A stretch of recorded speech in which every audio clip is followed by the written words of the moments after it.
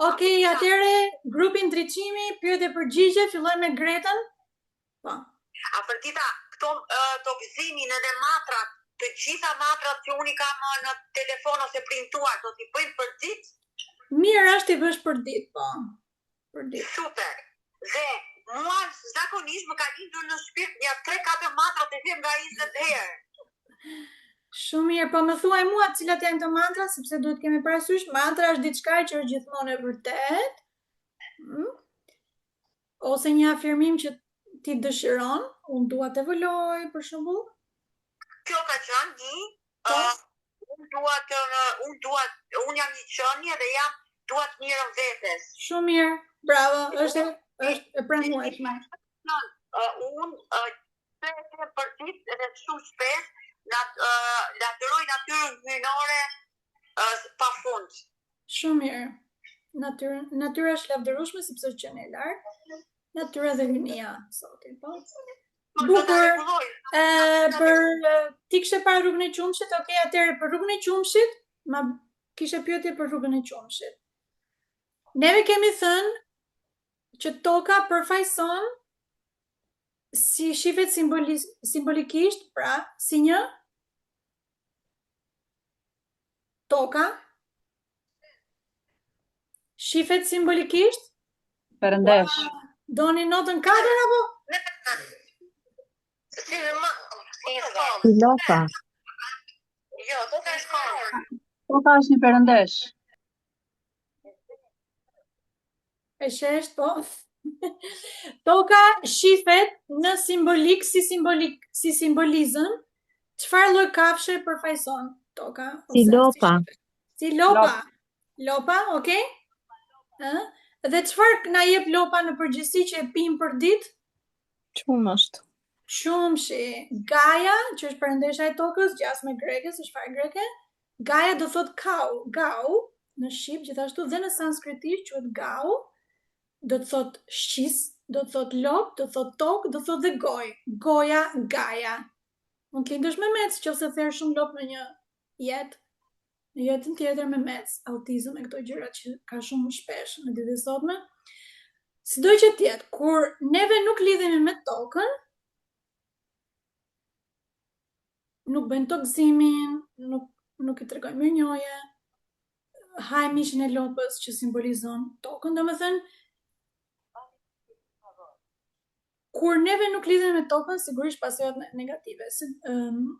Toka ka pra lopa ka qumshin, apo jo, qumshin që e pim me qumësht ti mund të trosh gjithë jetën. E bën gjiz, e bën tjaf, e bën qalp. Është ushqim që i duhet trupit njeriut, në fakt. Nuk po them se do të hajmë vetëm ato, por ushqimet vegetariane janë të mira, jo mishgrënës, sigurisht, dhe jo vegane. Tani, rruga e qumshit, tham Gaia vjen nga gau, ose toka do thotë kau, edhe në gjuhë të tjera të botës, kudo ku të shkosh, Geb quhet egjiptianët, Ge, pra Gaia, B. Në rregull? Rruga e qumshit lidhet me fjalën galaktik. Të gjithë kemi dëgjuar galaktik?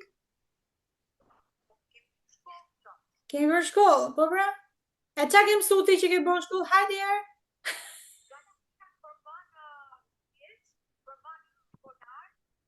Ylli polar ka 5-6 linje që bides ylli polar i ndriçon gjithë yjet e tjerë.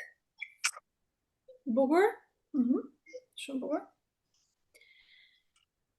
Pikërisht galaktika.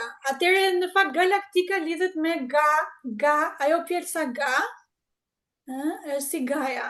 Pra përsëri toka ose gau, lopa. Pra, jo vetëm toka ka energjinë, është energji dhe simbolik, po edhe gjithë qielli ose galaktika shifet si lop, në kuptimin kau.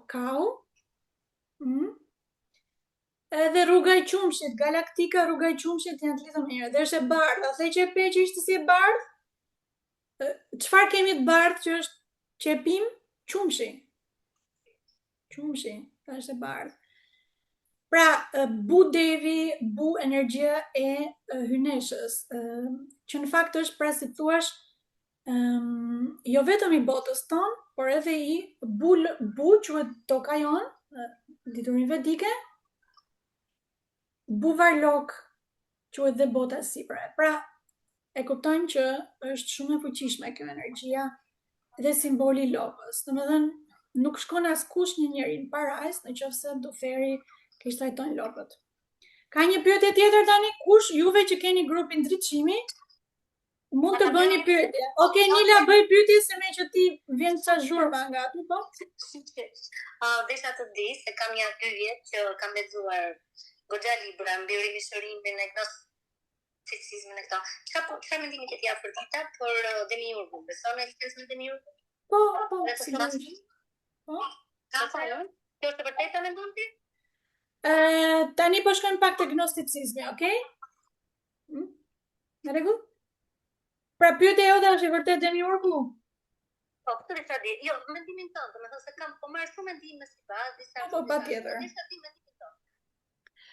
Po, patjetër. Atëherë demiurgu ekziston. Dhe gnosticizmi, nuk e di a kanë dëgjuar gjithë gnosticizmin. Gnostik, gno, në fakt lidh edhe me shqipen, njo. Gëja është gravitet, no është njo dituria, pra të njohësh diturinë e vërtet. Gnosi, po, e përdorin dhe grekët normale, gjithë bota e përdorin, ata të parë, ata dhe grekët. Ajdutë dhe parë, nga Shqipja. Dhe me thënë, në rënja është njo, është dhe në sanskritisht, do thot pra dituri të njohësh. Dhe gnosticizmi ka në fakt një shprehje të famshme të tyre, ka dhe shumë shprehje, një shprehje famshme thot, do të njihni të vërtetën dhe vërteta të shpëton.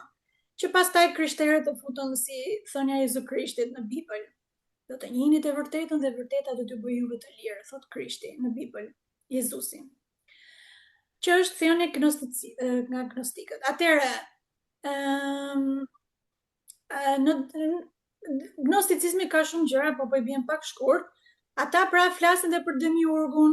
Demiurgu quhet drejtuesi i botës në epokën e errësirës. Okej? Ato i quajnë demiurgu i lig ose i keq. Pra është një qenie që ka marrë në tokë pushtetin.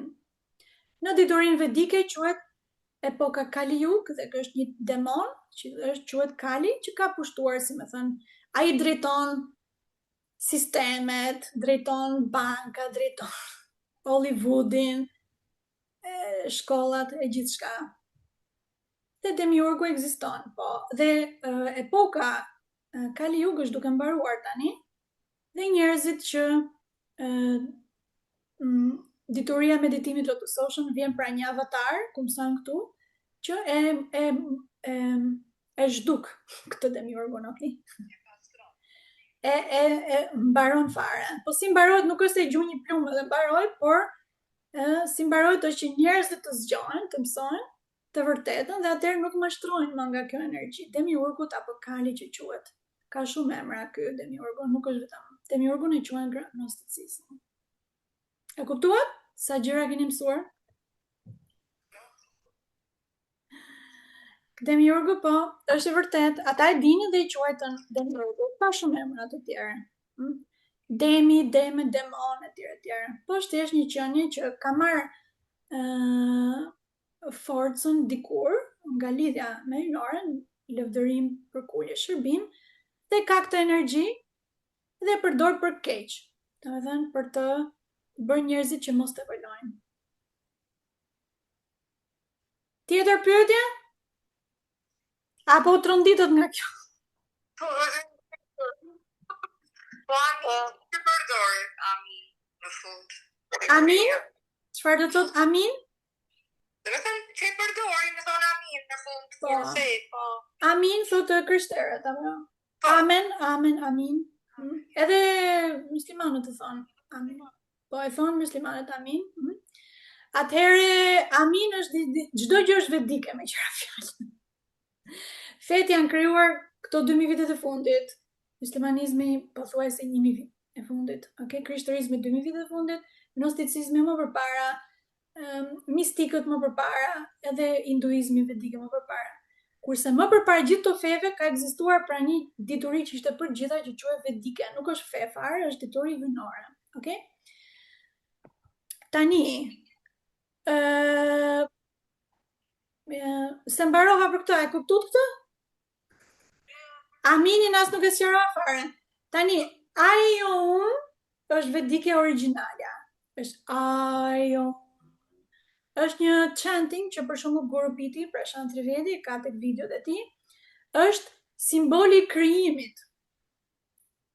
Sipas Vedave, Brahma krijoi me këtë tingull gjithë botë, gjithë univers, gjithë 14 botët, gjithë universin. Edhe fet gjithashtu e thon me tingullin, Allahu krijoi me tingullin e tij gjithë botën. Tani Aion, A E I O U, pra është aja fillon me an, është frym, dhe m-ja është materia, rënia e frymës në materia, manifestimi. Kjo është origjinalja. Pastaj u bë aum, om, pastaj u bë om, m-ja dhe n-ja ndrohen, pastaj u bë aumin, pastaj u bë amin, amun. E kishin egjiptianët njerë, para krishterizmit e kishin egjiptianët, quhet Amun Ra, një perëndi e tyre, Amun Ra. Pastaj amin, amen, om, am. Okay? Kjo është historia e aminit. Afrodita mbas sa çfarë bëjmë neve? Do meditojmë më bashkë? Po, a do ti? Se marrove me kaq? Do t'ju them unë cilat janë kushtet për të ecur në grupet e avancuara, do më shkruani mua. Afrodita jam, emri, vi nga grupi Ndriçimi, kështu duhet ty të grupet e avancuar, duhet më shumë dituri të mësojnë, të praktikojnë. Do t'ju them unë, pa problem fare. Juve që keni mbaruar gjithë të seansa, që keni bërë qëndërzimin gjërat bazë, do më thënë, mund të jeni tek këto të... Urdhë? Nuk e shkruaj, ku jemi në... Po ja sa të mbaroj po në WhatsApp. Ta mbaroj mirë këtë emisionin. Atëherë juve të grupit ndriçimit të ngrenë dorën ata që kanë pa qartësi, që nuk kanë thënë. Atëherë Valbona. Nila bëj pak mutit se na vjen zhurma nga ty nuk dëgjoj të tjerë, po? E kam bërë. Ah, bravo tani. Po Valbona? Nga që ke shumë kohë që merresh me këtë, se unë jam filmestare me këtë drejtë dhe unë kam ditur krejt rastësisht, po në momentin që duhet t'u gjeja. Ju kërkoja dhe ju gjeta, si ta shpjegoj. Ju kërkoja nuk e kërkoja, por kupton. Atëherë, ti tani, mbas gjithë këtyre viteve, në çfarë konkluzioni ke dalë, duke ndjekur këtë që po bëjmë neve? Me fjalë, ku shkojnë? Çfarë arrin? Qëllimi i njeriu te ke fjalën? Pastrojnë ditën, nga karmat, nga çdo gjëje. O ti zysh Greta mutit? Po? Atëre e kuptoj, por do të nga Afrodita për shkakun që ka shumë kohë dhe eksperiencë që merret me këto. Dhe ka arrin dikush që ne mund të arrijmë për shkakun unë të mos më mendoj shumë, por të jem më i lirë nga mendimet, e të tjera. Qëllimi është, po, liria, nuk e kuptova tamam pyetjen se nuk të dëgjoj mirë pastër, por qëllimi i njeriu në çfarë do lloj kohe, qoftë po të jetë në epokat e arta, qëllimi i çdo njeriu dhe përfundimi, qëllimi është që të arrisi nga një gjendje ku është, me aq dituri, me aq forcë, me aq gjë, të arrijë në një gjendje më të mirë se ç'ishte. Ajo është qëllimi. Dhe në qoftë se ky qëllim nuk arrihet, njeriu do ketë natyra e universit do të shpojë, do ngacmojë, do dalë një problem, do dalë diçka që ta shtyp drejt asaj, që të shkojë përfundimisht. Kjo është një mënyrë për të përmirësuar diçka, është po. Kjo është mënyra për të arritur për të përmirësuar. Për të përmirësuar pikërisht, këto gjërat bazë që mësojmë këtu te meditimi Lotus Ocean, ke parasysh, qëndërzimi, folura nga qendra e gojës, marrjen në kontroll e trupit tënd, frymën ta sjellësh në qendër duke folur të vërtetat pa kohë, të mësosh më shumë të vërteta. Ai truri që kemi 1% të aktivizuar, ta arrisim pak më tepër përqindjen, gjë që ndodh vetëm nga qëndrëzimi. Dhe nga gjithë eksperienca ime që kam, domethënë, gjithë këto vite, qëllimi çdo njeriu, pra, ashtu siç ka thënë dhe Guru Piti dhe jam shumë mirënjohëse për dituritë e tij, është të evoluosh, të përmirësohesh, të marrësh më shumë dituri dhe ta praktikosh këtë gjë. Dhe si ta praktikojmë, do të testoj universi, të cilin në situata të tilla që do të testoj, ta të shikoj a ke mësuar apo jo. Nëse se ke mësuar, prap klas parë. Kurse liria e plot quhet liria, siç kemi mësuar dhe tek eposi i Pitit, liria e plot quhet liria kur del jashtë mbretërisë së dhimbjeve, torturave, smundjeve, këto gjërave. Dhe liria absolute quhet kur ke dal fare nga cikli lindjeve vdekjeve. Domethënë, jemi në një plan më të lartë të ekzistencës, duke qenë gjallë këtu.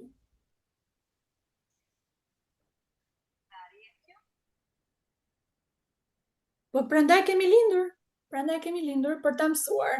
Dhe mësohet vetëm kur ke një guru që i di këto gjëra, dhe të mësosh se si arrit gjendja e kësaj gurus. Gjithmonë duhet një guru më i lartë se sa vetja, që është më afër hyjnores se sa ty, që të drejtoj të mësoj. Po. Në qoftë se zgjedhim një guru më të ulët, atëherë kemi fajin. Atëherë prit se jemi një grup i madh, nuk e di ndriçimi tjetër, kush ka një pyetje shumë e bukur e specifike kjo. Po? Përse vetëm ti bën meditim pa lek? Ti e para që e pyet jo.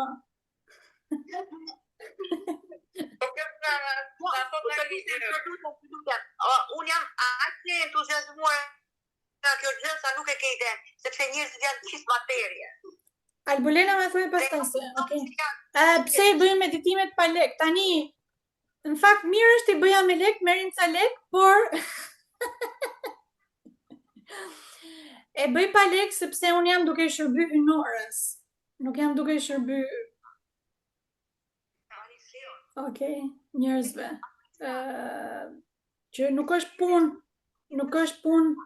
domethënë që duhet bërë. Edhe plus që dhe nuk mund ta bëj çdo kushi. Duhet të jesh i kualifikuar edhe për të dhënë meditimin lotososhëm, duhet të jesh i stërvitur mirë nga profesori Petru Zhernia 3 vjet. Të mësosh ditorin, të paktën në teori, pastaj një fat i madh është të takosh Guru Prashant Trivedin që të mëson gjithë këto gjëra teori, si thuash, direkt në praktik, gabimet e gjërave që dini më përpara. Është një nivel shumë i lartë ditorie. Plus ju e dini dhe artikullimi duhet jetë i saktë, por edhe duhet jetë domethënë, edhe po ta bëjmë me shumë lekun, juve qindra studentë lotososhëm s'do vinit fare. Do rinit pa evoluar pastaj. Të pengoja evoluimin. Okej, ka ndonjë pyetje tjetër? Ka dhe shumë arsye, po këto janë kryesore. Do ta bëjmë Gretën, do t'ja heqim fare. Ha, më thuaj?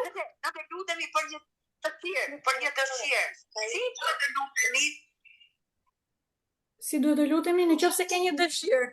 Dëshirat pastrojnë nga niveli i karmave.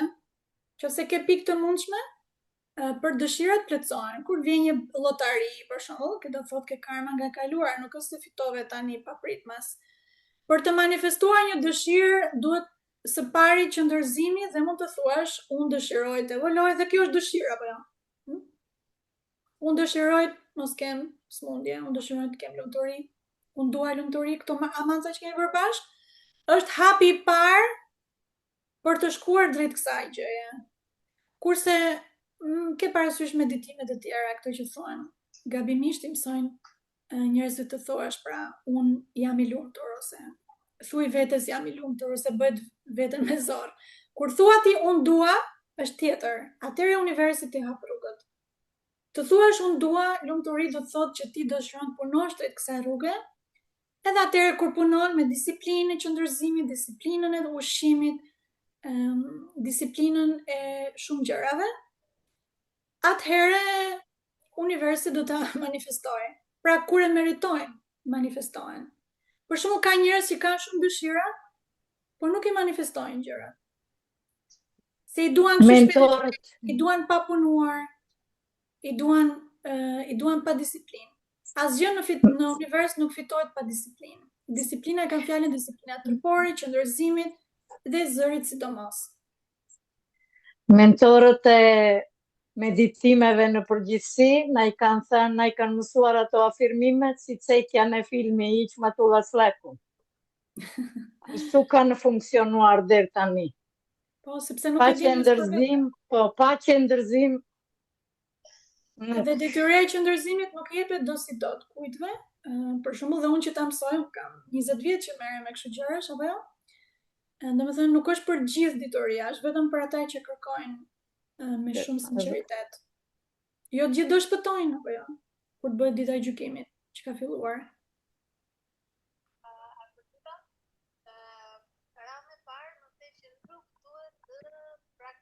Udhëtimin astral. Përse? Po, Rori? Po jo? Po, përse nuk duhet ta praktikojmë udhëtimin astral? Më vjen në parë, por nuk e sqarove arsyen përse. Okej, po patjetër. Ka shumë njerëz, dhe unë kam shumë miq në fakt që kanë praktikuar udhëtimin astral. Udhëtimi astral do të thotë pra trupi yt astral e lë që të dalë nga trupi fizik dhe domethënë njerëzit që realizojnë ose duan këtë gjë, për udhëtimin e trupit astral do të thotë që ato duan të shkëputen nga realiteti ku ndodhen. Okej? Kur bëjmë udhëtim astral ka rreziqe. Rreziqe në kuptimin neve mezi përballojmë këto gjërat ku jemi në jetën, këtu. Okej? Pa le të shkosh në vend ose në gjëra që ka qenie të tjera që duan ta marrin trupin tënd, sepse ato kanë trup, nuk kanë patur trup ndoshta për mijëra vite. Dhe ka rreziqe të tjera, domethënë pse duhet, nuk njeriu nuk është i predispozuar ose nuk është bërë që të bëjë udhëtime astrale. Në kuptimin që nuk ka patur kontrollin me trupin fizik, nuk ka kontroll me trupin astral, që është më i shpejtë se trupi fizik, okay? Duhet përballemi me jetën ku jemi këtu dhe më mirë është që mos të ata që bëjnë udhëtime astrale kur kthehen pastaj janë shumë të lodhur. Janë shumë të lodhur dhe harxojnë shumë energji. Mund të jetë ajo rrezik, po, sepse nuk mund të ndodhë, por nuk është ndodh shpesh ose diçka e tillë, por në trupin e tij. Ka qenie që duan ta kenë trupin, sepse ka qenie që janë të dënuar që nuk kanë trup. Kemi mësuar 1 nga 6 pasojat pas vdekjes është që mos të kesh trup fare, kur nuk e ke trajtuar trupin që ke mirë, mund të përfundosh si fantazme. Diçka e tillë, po. Ka qenie, domethënë dhe mirë është kemi trupin, të jemi mirënjohës për trupin që kemi. Kurse udhëtimet astrale mund t'i bëj, dëgjoj me kujdes, mund t'i bëj një qenie që si Guru Piti për shembull. Që i njeh botën astrale, e ka mjeshtruar, okay? Udhëtimet, domethënë brenda është shkencë, dhe për studentët avancuar mund të flas më tepër, sepse po të thoya tani me terma shkencore është pak e vështirë, sepse futet ADN-ja, futet gjëra shumë të ndryshme.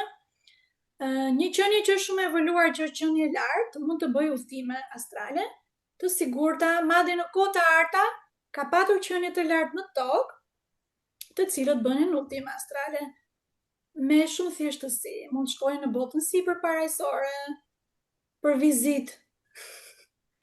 Kthej prapë mund të shkojnë në botën më poshtë për vizitë, etj. Në epokën Kaliug të errësirës ku jemi ne tani 4-5 vitet e fundit nuk janë bërë këto gjëra sepse njeriu nuk ka evoluar, domethënë shpirti i njeriu ka rënë poshtë, është brenda një matriksi. Dhe mund të mos kthehet. Nuk përballon dot trupin që ka këtu, jetën që ka këtu, mezi po jo më astrale këto gjëra që janë një hap më i avancuar. Ka dhe njerëz në ëndra që fluturojnë ose këto gjëra, ka, unë njoh shumë, por unë nuk e këshilloj shumë që ti fluturojnë ose këto gjëra, udhëtimet astrale, qoftë në ëndra sepse lodhet trupi. Kur kthehen, kur zgjohen nga gjumi, janë kështu sikur kanë shkuar në luftë, jo kanë flet gjumë.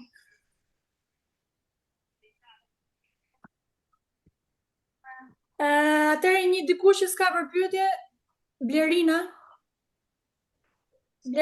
po. Imbrama. Pyetja tani më erdh një pyetje, cila është ajo pjesë e jona që ende nuk e shfrytëzojmë plotësisht? Nëse do ta zhvillonim, kush do të na çonte në një nivel më të lartë? Ajo quhet vetëdia. Brenda qenies ton kemi trupin, mendjen dhe shpirtin apo vetëdia. Vetëdia nuk është evoluar, nuk është zhvilluar. Njerëzit kanë vetëdije të ulët, dikush mund ta ketë pak më shumë. Nuk e ka kapacitetin e vetëdijes të plotë. Pra, edhe qëndrëzimi që neve bëjmë është për të rritur vetëdijen apo jo. Për të patur më shumë dituri, më shumë dije, vetëdia do të thotë dija mbi veten. Kush je ti? Okay? Kush je ti? Ku do të shkosh ti? Do të përmirësohesh më mirë, do të bëhesh më mirë? Apo je gëzuar me ato që ke, domethënë gjërat materiale ose këto gjëra, ose mund të shkojmë dhe më poshtë. Vetëdia është pjesa që njerëzit nuk e kanë të qartë çfarë është, por e kanë të gjithë kanë një vetëdije. Dikush mund ta ketë pak fare. Pra shpirti, vetëdia është e lidhur me shpirtin. Trup, mendje, vetëdia. Vetëdia është më afër shpirtit se sa mendja jonë për shembull. A isha i qartë? Po, patjetër, shumë i qartë. Tani, a bëj pyetje tjetër? Okej, hajt, ke mundsinë. Parë se ta vjedhi Greta. Shumë persona. Se po bën listën.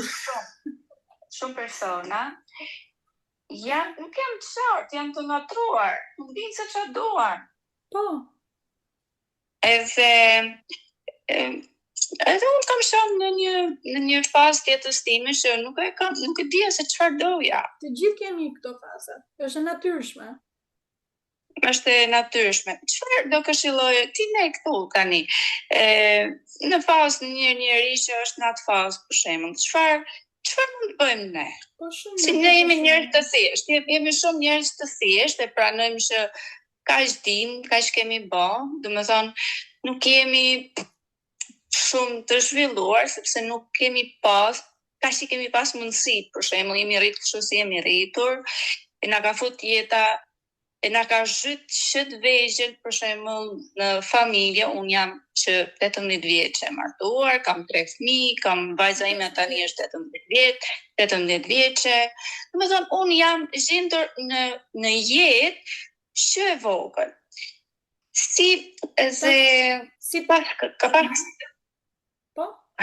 Ka pas raste që kam qenë shumë poshtë, kam kalu në një gjendje që askush s'më kuptonte, askush nuk e kuptonte atë që unë doja të thoja, tjera kuptonin, tjera u bënte një gjendje e jashtëzakonshme. Por thotit, ajo kohë për mua ka kalu, po shoh shumë njerëz tjerë që janë që s'din çfarë duan. Apo jo? Nuk din çfarë duan. Dhe nuk din se çfarë duan dhe nuk kanë besim fare. Ku t'ja fillojnë? Ku t'ja fillojnë? Pyetje shumë e mirë dhe në fakt do të ndihmoj shumë dhe shumë njerëz tjerë që janë në këtë fazë. Të gjithë kemi që në këtë fazë në fillim të evolimit. Dhe është mirë që të kenë këto pyetje. Nëse s'kan këto pyetje, do thonë nuk kërkojnë që të përmirësohen.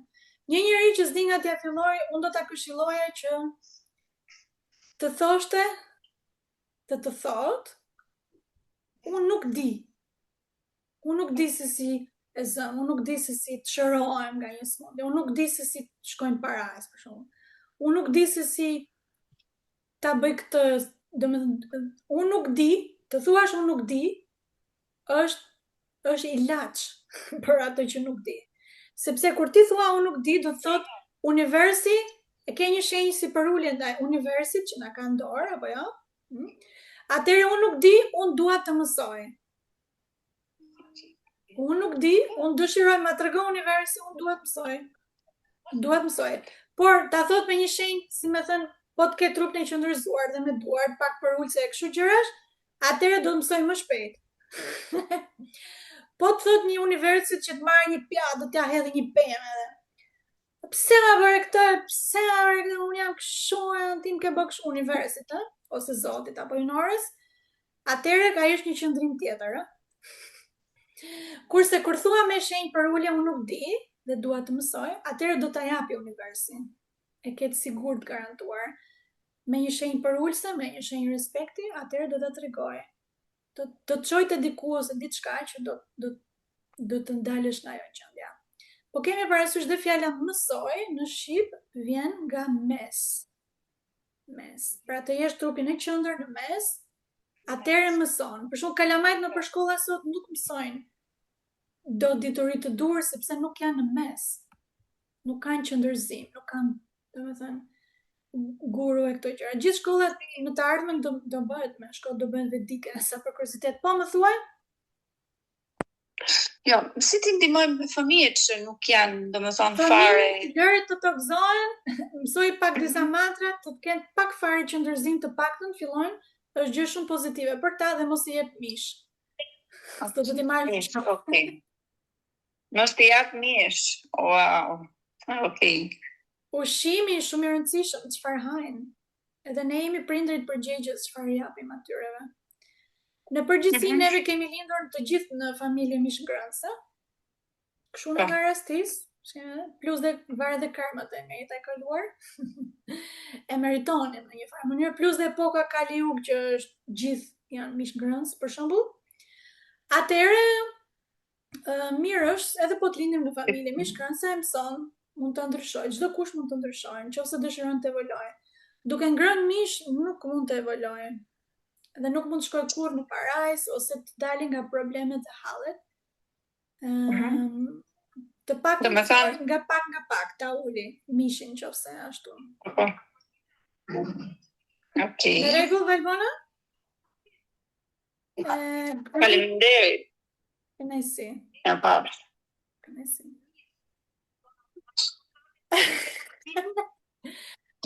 Tu edhe herë se nuk e dëgjoj YouTube-in, po? Neve që nuk e dinim këtë gjë. Ju që jeni zhdaptuar në mish? Jo, nuk jam zhdaptuar, i herë një. Kohën e verit s'ka pas shumë mish. Ka qenë me tollona. Atëherë kemi pasur më mirë. Nuk para jam një shtrënë, se po e kam ngrënë. Se që s'kam ngrënë. Gjithë kemi ngrënë, po. Gjithë kemi ngrënë. Unë bëra vegetariane në vitin 2015.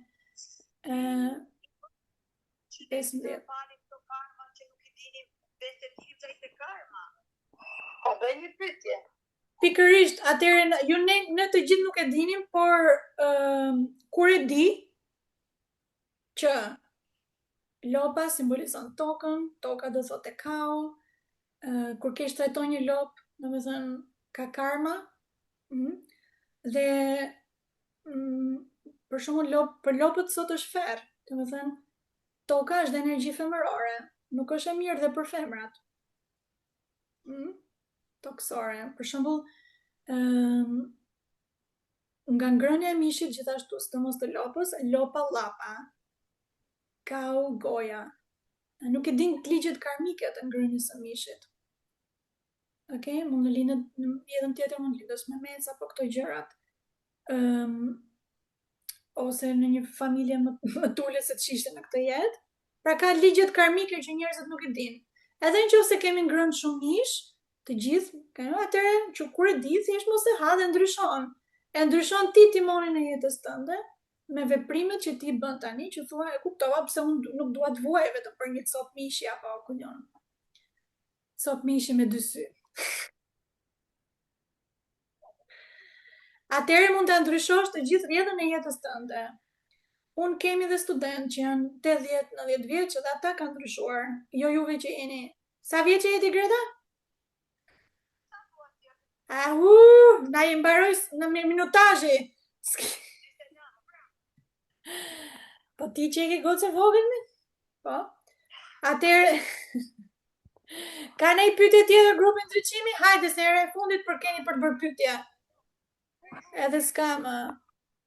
Mandrave që mund të japë përgjigje të gjitha pyetjeve? Keti po, më thuaj? Po. Dhe me thënë, që nga seansa e parë deri më sot u bërë tani u shtuan mandra si numër. Po. Edhe kur bëjmë dhe me thënë qëndërzimi dhe themi mandra, gjatë kohës që unë për shumë mund t'i them të 20 apo 30 mandrat, duhet ta bëj në mes të mandrave për shembull qëndërzimi dhe tingullit A. Po, patjetër. Apo duhet mirë në fillim dhe pastaj t'i them të Jo. Kur bën mantrat, edhe lodhet pak trupi ose do të marrësh më shumë energji, bëj tingullin A, ose përkulljen, edhe filloj vazhdoje, pra kështu. Patjetër, tingulli A që bëjmë së bashku është shkronja e parë alfabetit, është shumë solare, është të jep hapësirë brenda vetes. Njerëzit nuk kanë hapësirë, space. Më mira me rokje, juve që jeni tani në fillim me rokje është më mirë dhe më fuqishme. Pastaj me kalimin e kohës, në seancat më të avancuara mund të arrisim pak shpejtësinë. Afërdita, po rrugës që lavdërova qiellin unë. Quhet ajo? Po nëse e ke bërë dhe e ke bërë me zemër, po. Po, me zemër dhe me Z. Me zemër dhe me Z. Po, normale, është mantra. Çdo lavdërim që bën natyrës është mantra. Afërdita. Po? Kam një mbesë me memoria fat shkurtër për doksuar. Edhe të folun e ka filluar në moshën 4 vjeç e gjys, edhe tani mbahet goja. Një nga arsyet mund të jetë kjo. Nuk ha vetëm brumra.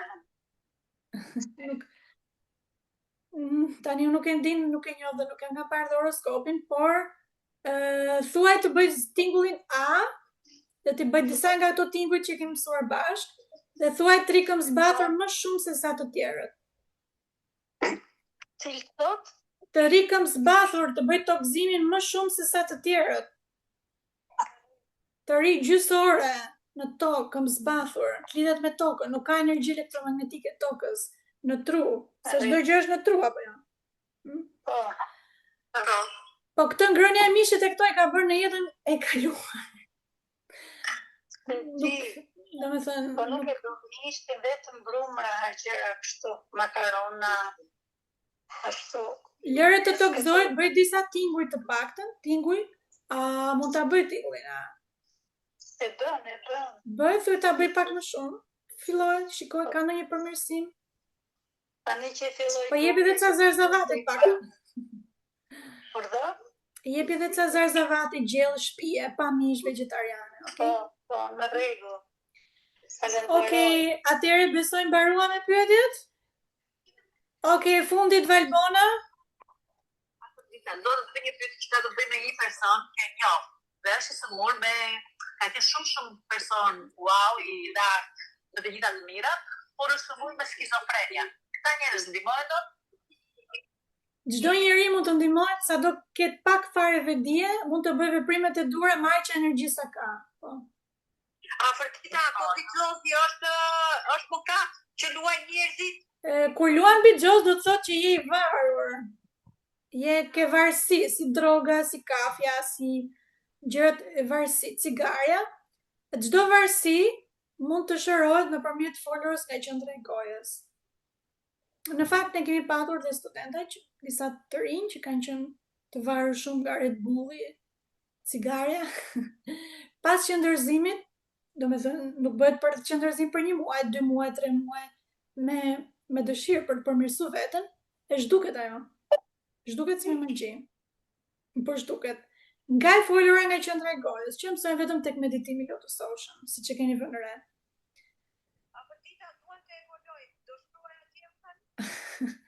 Tani do ikini të bëni gjumë mirë?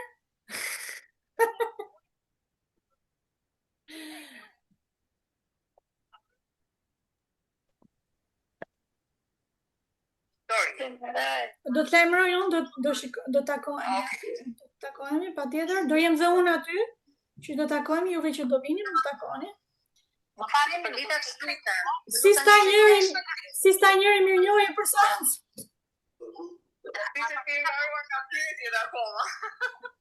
Afrodita, unë të kam thënë mirë njohje se je e para që je mësim fala. Tani po shumë mirë.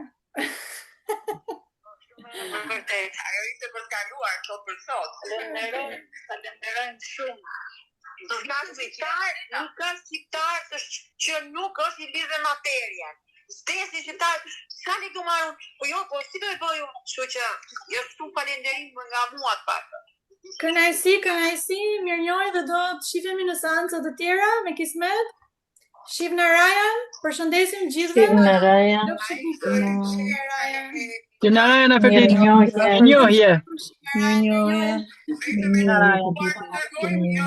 Më shkruaj flasim privat, po patjetër. Më shkruaj.